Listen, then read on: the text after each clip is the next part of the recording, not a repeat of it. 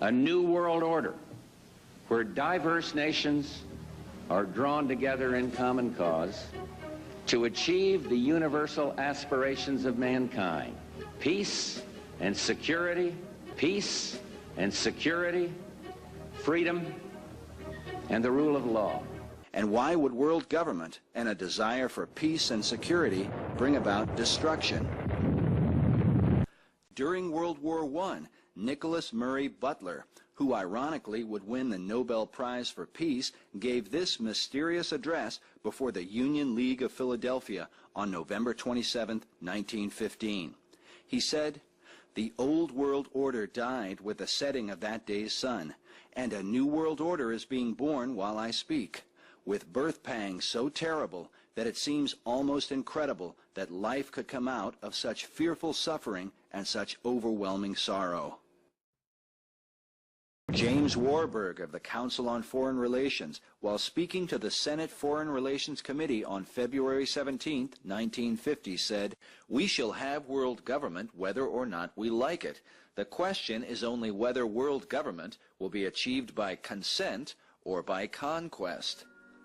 An early warning against the tone of this movement was sounded by Congressman Larry P. McDonald, who even named some of those he deemed responsible, when he said, "The drive of the Rockefellers and their allies is to create a one-world government, combining supercapitalism and communism under the same tent, all under their control. Do I mean conspiracy? Yes, I do.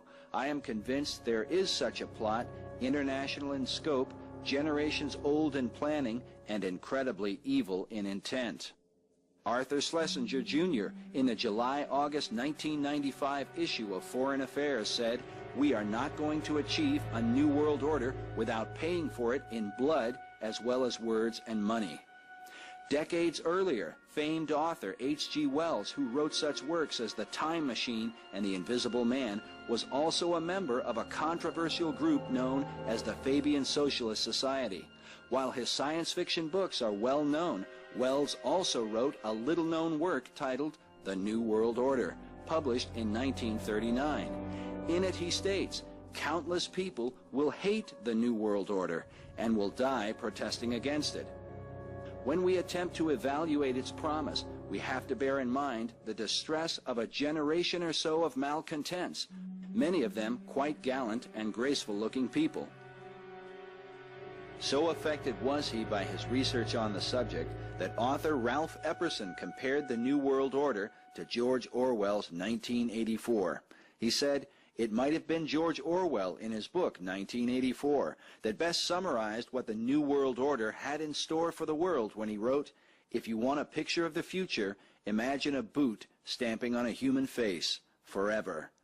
7 days before his tragic assassination, President John F. Kennedy is alleged to have said, "There exists in this country a plot to enslave every man, woman, and child. Before I leave this high and noble office, I intend to expose this plot." But Kennedy was not the first to speak of such things. John F. Hyland, the mayor of New York from 1918 to 1925, said, "The real menace of our republic is the invisible government, which like a giant octopus sprawls its slimy length over our city, state, and nation." World War II General Douglas MacArthur said, "I am concerned for the security of our great nation, not so much because of any threat from without, but because of the insidious forces working from within."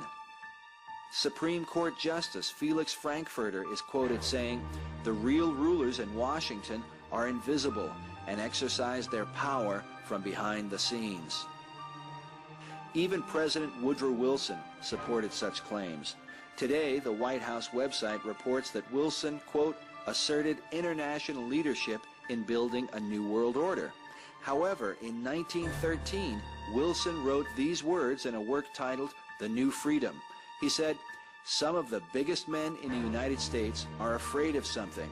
They know that there is a power somewhere so organized, so subtle, so watchful, so interlocked, so complete, so pervasive, that they had better not speak above their breath when they speak in condemnation of it." But is this secret power only at work in America? A century earlier, English Prime Minister Benjamin Disraeli wrote, "The world is governed by very different personages from what is imagined by those who are not behind the scenes." Disraeli warned of a worldwide conspiracy in 1876 when he said, "The governments of the present day have to deal not merely with other governments, with emperors, kings, and ministers, but also with the secret societies, which have everywhere their unscrupulous agents and can, at the last moment, upset all the government's plans." Most researchers who investigate the New World Order at some point trace the movement back to Bavaria in the 18th century, to a man named Adam Weishaupt, a professor of canon law at the University of Ingolstadt, a school of the Roman Catholic Jesuit order. Napoleon Bonaparte, while lamenting his exile on St. Helena, said, "The Jesuits are a military organization, not a religious order. And the aim of this organization is power. Power in its most despotic exercise, absolute power, universal power, power to control the world by the volition of a single man." Even President John Adams wrote these shocking words in a letter to Thomas Jefferson. Of the Jesuits, he said, "If ever there was a body of men who merited eternal damnation on earth and in hell, it is this Society of Loyolas." It was among such men that Adam Weishaupt gained the skills that would one day earn him the credit of being called the profoundest conspirator that has ever existed.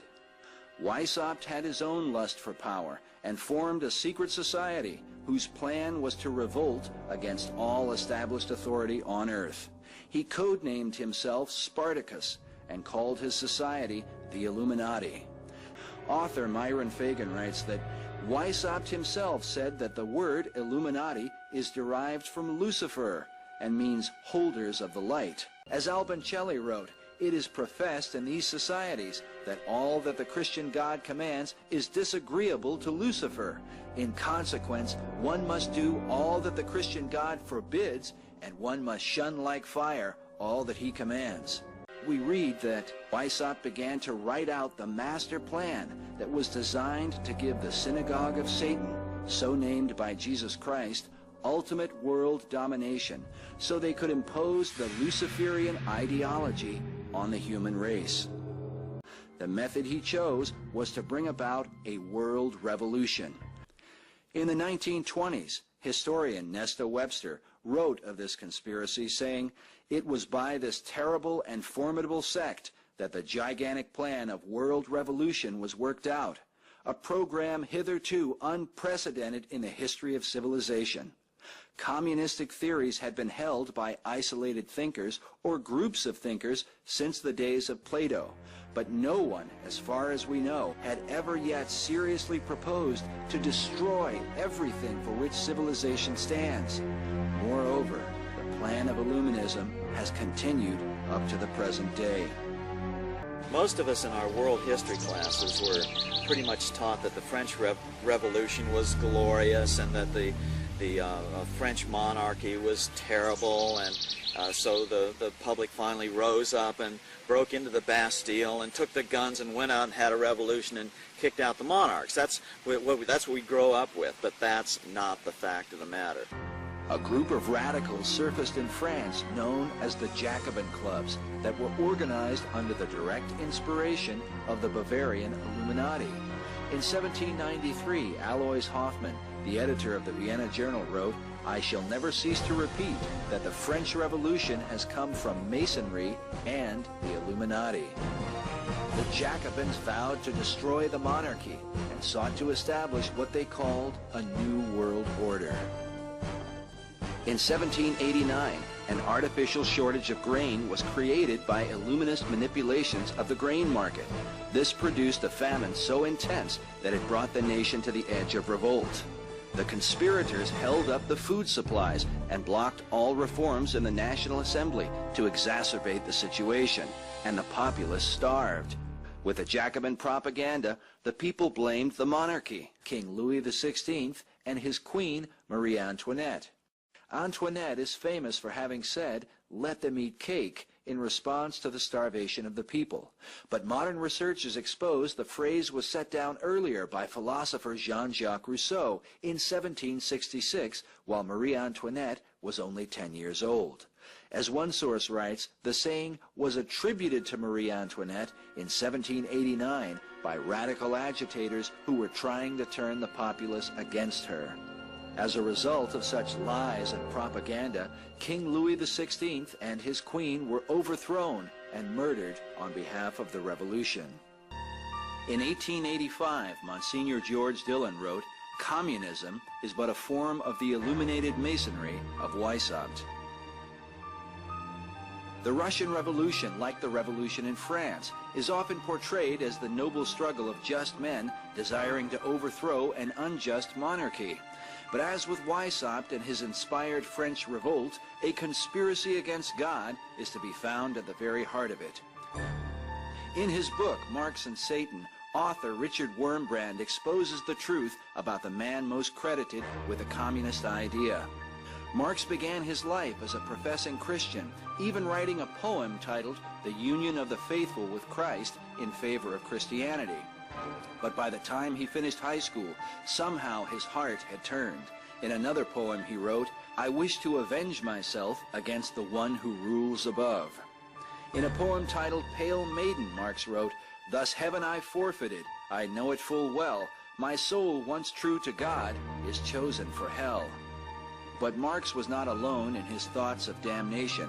He surrounded himself with like-minded fellows at the Internationale, a working man's association with a secret agenda. French historian E. Freiberg wrote, "The Internationale everywhere found support in Freemasonry," while author William T. Still writes that the Internationale can hardly be viewed as anything but Illuminized Masonry in a new disguise. Among Marx's comrades were men like Mikhail Bakunin, who wrote, "The evil one is the satanic revolt against divine authority. Satan, the eternal rebel, the first free thinker, and the emancipator of worlds." Then there was Pierre-Joseph Proudhon, who wrote, "Come, Satan, slandered by small and by kings. God is stupidity and cowardice. God is hypocrisy and falsehood. God is evil." Or Heinrich Heine, called the intimate friend of Marx, who wrote, "I called the devil and he came. His face with wonder I must scan. He is not ugly, he is not lame. He is a delightful, charming man." Wurmbrand writes that Marx and his comrades, while anti-God, were not atheists as present-day Marxists claim to be. That is, while they openly denounced and reviled God, they hated a God in whom they believed. When the revolution broke out in Paris in 1871, the Communard Florins declared, "Our enemy is God. Hatred of God is the beginning of wisdom." Marx greatly praised the Communards, who openly proclaimed this aim. Such was the thinking of the men whose influence would change the world through communism. As Nesta Webster wrote, the Internationale became simply an engine of warfare against civilization. Just as the Jacobin Club had openly executed the hidden plan of the Illuminati, the Internationale, holding within it the same terrible secrets, carried on the work of world revolution. The two chief instruments, Lenin and Trotsky, inspired a civil war that cost 28 million Russian lives. When Joseph Stalin inherited Lenin's legacy, he would be called the most dictatorial and murderous tyrant the world had ever known. His own daughter said of him, quote, "A terrible demon had taken possession of my father's soul." Sources claim that Europeans and Americans financed Lenin and Trotsky in their attempts to foment a revolution in Russia. Many have seen in this a global conspiracy. Among them was a young Winston Churchill, who made this statement where he tied it all together in a London newspaper in 1920. He said, "From the days of Spartacus Weishaupt to those of Karl Marx to those of Trotsky, this worldwide conspiracy for the overthrow of civilization has been steadily growing. It played a definitely recognizable role in the tragedy of the French Revolution. It has been the mainspring of every subversive movement during the 19th century. And now, at last, This band of extraordinary personalities from the underworld of the great cities of Europe and America have gripped the Russian people by the hair of their heads and have become practically the undisputed masters of that enormous empire. Yet in 1945, Churchill would be among the 3 leaders at the infamous meeting at Yalta, an historic event that many argue was a gigantic push for the New World Order. Is it possible that somehow Churchill's youthful convictions changed 25 years later? For now he would sit in support of the very movement he sought to expose. The Soviet Union, under the bloody leadership of Joseph Stalin, was given power over half of Europe, a decision that would later lead to the murder of countless millions. It is said this was largely due to the efforts of Franklin D. Roosevelt. FDR was also responsible for putting the Masonic seal on the back of the U.S. dollar bill, with the all-seeing eye and the words Novus Ordo Seclorum, translated by many researchers as the New World Order.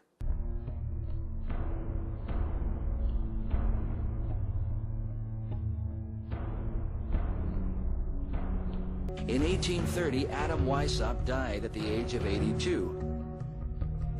In time, the power of Masonry and the Illuminati fell into the hands of 2 chief men, Albert Pike in the United States and a man named Giuseppe Mazzini, the head of Italian Masonry, who is alleged to have said, quote, "Our final end is that of Voltaire and of the French Revolution, the destruction forever of the Christian idea." Together, Pike and Mazzini devised a diabolical plan to finally bring about the New World Order. In 1871, Mazzini issued a letter in which he outlined the final 3-part plan for ridding not just Europe, but the entire world of Christianity, bringing it under the illuminated dictatorship of Luciferianism. Albert Pike declared that Masonry conceals its secrets from all except the adepts and sages, or the elect. According to the Masonic Cyclopedia, an adept is a name given to the order of the Illuminati. Freemasonry is a fraternity within a fraternity, an outer organization concealing an inner brotherhood of the elect. Mazzini wrote of the Third World War that it will provoke a formidable social cataclysm and the most bloody turmoil. On each one of the guide stones is this message in a different language, actually 8 different languages, are the 10 commandments that come from the dark side. And the first one is maintain the world population at 500 million in constant balance with nature, which doesn't sound too bad until you realize that we've got over 6 billion people in the world, and if we're going to maintain the world population at 500 million in constant balance with nature, we're going to have to kill off about 90% or more of the world's population. I went there and looked at those things and said, now, hold on a minute. Today's population is 6 billion. They want to maintain humanity under 1/2 billion. Looks like a lot of people got to die for their plan to work, which is, by the way, the plan. Jacques Cousteau said we'd have to eliminate 350,000 people a day. 1/3 of a million people a day would have to be eliminated to save Mother Earth. Bill Clinton said we need to reduce the population of the Earth to 1 billion. There are a lot of folks who would like to reduce the population of the Earth. Aleister Crowley taught that a global massacre would be necessary to bring about the New Age. He wrote, "There is a magical operation of maximum importance, the initiation of a new eon. When it becomes necessary to utter a word, the whole planet must be bathed in blood. Before man is ready to accept the law of Thelema, or will, the great war must be fought. This bloody sacrifice is the critical point of the world ceremony of the crowned and conquering child as Lord of the Eon." But perhaps the most disturbing comments come from New Age author Barbara Marx Hubbard. Researchers John Ankerberg and John Weldon report that due to her vast financial wealth and influence among leading world politicians and industrialists, she is having a major impact behind the scenes. She has been influenced by spirits for almost 2 decades. Hubbard says, "There have always been defective seeds. In the past, they were permitted to die a natural death. We, the elders, have been patiently waiting to take action to cut out this corrupted and corrupting element in the body of humanity." Hubbard's spirit guides gave her a vision of things to come. They told her that out of the full spectrum of human personality, 1/4 is electing to transcend, 1/4 is destructive, and they are defective seeds. Now as we approach the quantum shift from the creature human to the co-creative human, the human who is the inheritor of God-like power, the destructive 1/4 must be eliminated from the social body. Fortunately, you are not responsible for this act. We are. We are in charge of God's selection process for planet Earth. He selects, we destroy. We are the riders of the pale horse, death. Jesus said, "Yea, the time cometh, that whosoever kills you will think that he does God a service. And these things they do unto you, because they have not known the Father, nor me. But these things have I told you, that when the time shall come, you may remember that I told you of them."